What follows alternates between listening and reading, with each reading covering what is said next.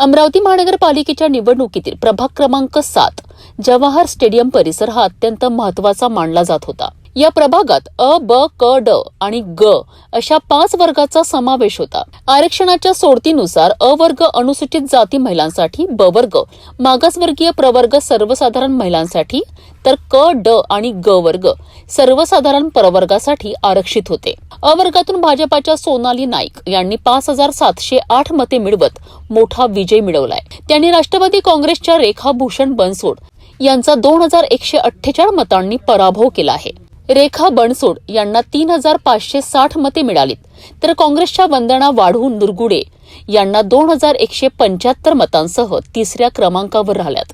ब वर्गाच्या निकालाकडे पाहिले असता राष्ट्रवादी काँग्रेसचे मनीष बजाज यांनी 5200 मते मिळवत विजय संपादन केला आहे।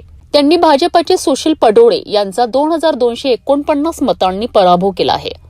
सुशील पडोळे यांना 2951 मते मिळाली, तर राष्ट्रवादी काँग्रेसचे अभिनव देशमुख 2630 मतांसह तिसऱ्या क्रमांकावर राहिलेत।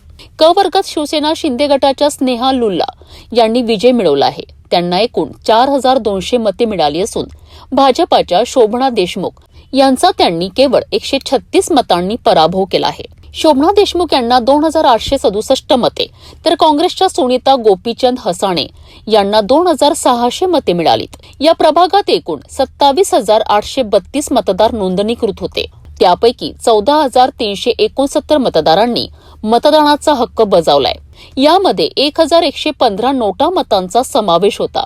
या प्रभागात एकूण 51.63% मतदान नोंदविण्यात आले।